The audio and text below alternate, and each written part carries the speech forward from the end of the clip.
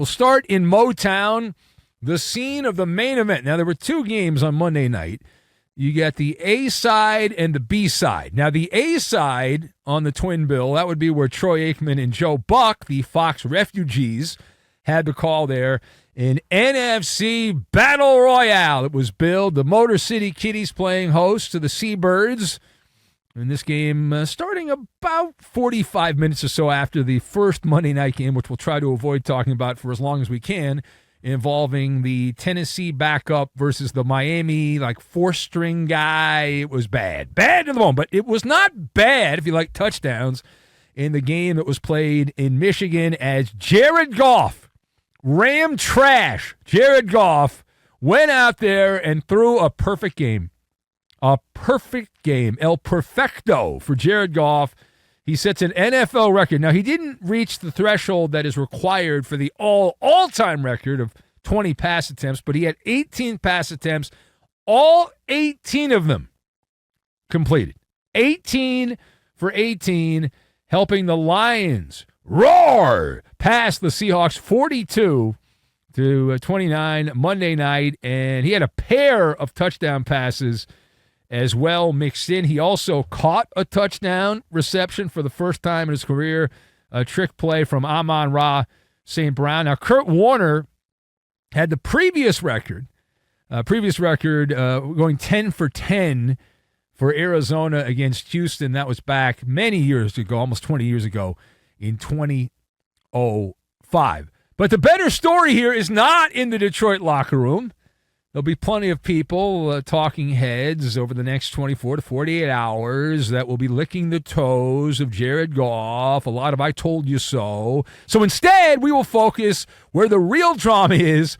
Seattle, we got a problem. Let us discuss the question. Right? How does this performance leave Mike McDonald, the new coach there, and that Seattle defensive unit? How does it hit you? How does this performance hit you? All right, so I've got Gucci handbag, Mr. Peanut, and form letter.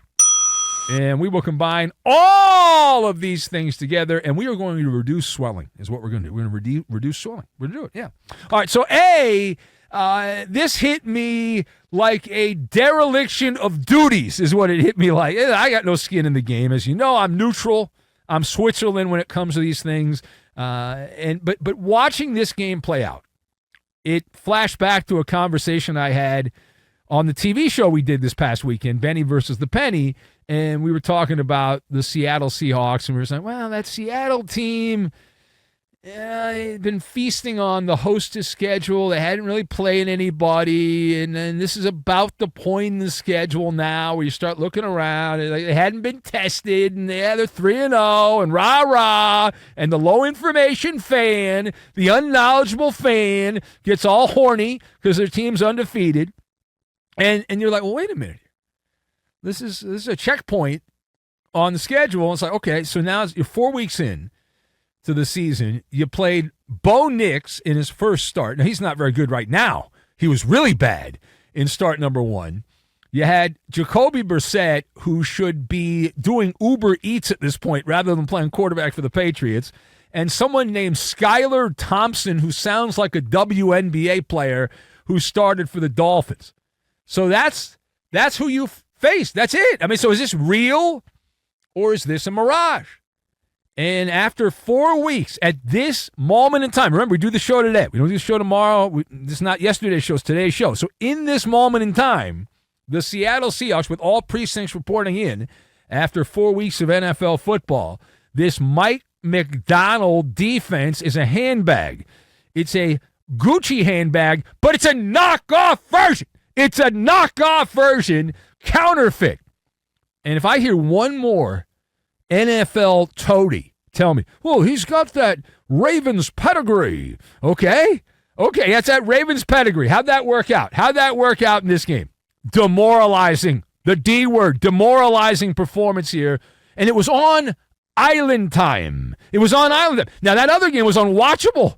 Like, I watched it because I have no life. But if you have a life, I was texting friends of mine during the Tennessee-Miami game. I was like, hey, you watching this game? No. You only get one life. Time is limited. Why would I waste my time watching that game? But I was watching. I was flipping back and forth. But my God, this Seattle Seahawks defense, living the island life, this was it. And the Seahawks could not get Jared Goff to throw one incomplete pass. You should be sent to the CFL as a defense and bring in the Winnipeg Blue Bombers. Bring the Blue Bombers in if you can't get Jared Goff to throw an incomplete pass. For the love of God, what is wrong with you? Right? It was hideous on every level. Every level. Now, I know the Seattle suck-ups that, you're wrong, you're just a Ram fan. No, I'm not. I'm just reporting what I saw. That's all I'm reporting, okay? Lions had 10 possessions. We're not going to include the kneel down at the end of the game. That doesn't count. So 10 possessions. Detroit scored touchdowns on 6 of the 10. They were like the Navy against the Seahawks defense, by land, by air, by sea. By all, they could run, they could throw, this, that, the other. You want a trick play? Yeah, we'll do a trick play. Run it over there, touchdown pass up ahead, all that.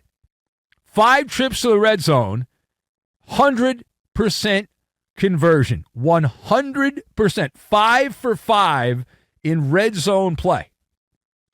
Now, old MacDonald had a farm. He'll be back on a farm if they keep playing defense like that. My God, there's a lot of adjustments to make.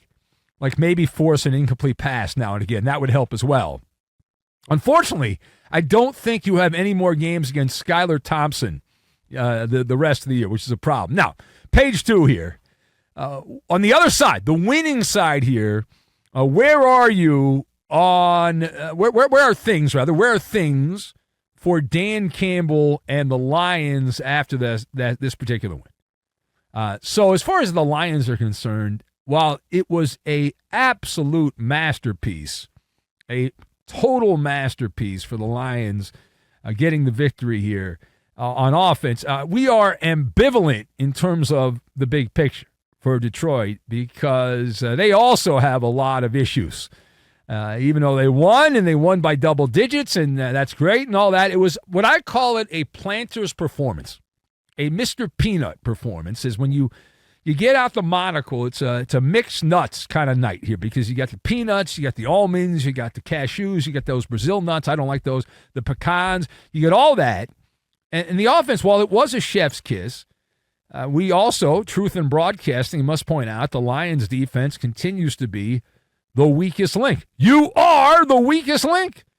Geno Smith, another suckbag quarterback. This guy blows. You wouldn't know it from watching this game. Geno Smith, second rate, and we all know it. He's just a temporary fill-in guy there in Seattle until they decide they actually want to try to win a championship again. Yeah, I'm going to win with Geno Smith. But Geno Smith put up 395 passing yards. Seattle had like 38 first downs, I believe, in this game. It was ridiculous. Over 500 yards of offense. And the Motor City Kitties, we saw it when the Rams took them to overtime in week 1. We saw it against the Buccaneers in week 2. Not so much against Arizona, although there were options. There were plays open. But there is this stigmatism to the Lions defense in that secondary, and we saw it with DK Metcalf, who went ballistic in this particular game for Seattle. Every other receiving corps has their way pushing around this Lions defense. It's open season. It is open season, and it's not like the Lions defense is going to be saved because they're going to play a bunch of cold weather games. They play in a dome, so the elements are not going to help them defensively. They got issues. The trade deadline's coming up about a month from now, so we'll see what they do. All right, last word here. We're going to pivot over to Dallas. The Cowboys did not play on Monday night, but we have learned now the Cowboys are preparing to play without linebacker Micah Parsons. He's got a high ankle sprain. Now, he tried to downplay it, Micah Parsons, and say it's not that big a deal, but the word on the street is he's going to miss action here. Is there a silver lining to the injury to Micah Parsons? So there is, absolutely. For Mike Zimmer, the defensive guru, wink, wink, and for Mike McCarthy, the rotund coach of the Dallas Cowboys, it's my opinion, you consider this injury to Micah Parsons, it's like a form letter. It's an excuse note from your parents because you were absent, guilty of absenteeism. The Cowboys play the Steelers. Sunday Night Football this upcoming Week 5. Must-see TV. It'll be the highest-rated game in Week 5. Everyone's going to be watching this. You got two national fan bases, the Steelers and the Cowboys, in the land of the Yinzer as they get together. And the Cowboys, it would appear, will be without DeMarcus Lawrence and Micah Parsons on defense against the Pittsburgh football team. And now they have an alibi. They have an alibi for losing. You just place that if you're Mike McCarthy. You take out your bag of potato chips and you put that little excuse in your pocket there, your back pocket, just in case you happen to need it. Will you? Probably will. Dak Prescott, primetime game against a pretty good defense. It's usually a recipe for heartache, a absolute recipe for heartache.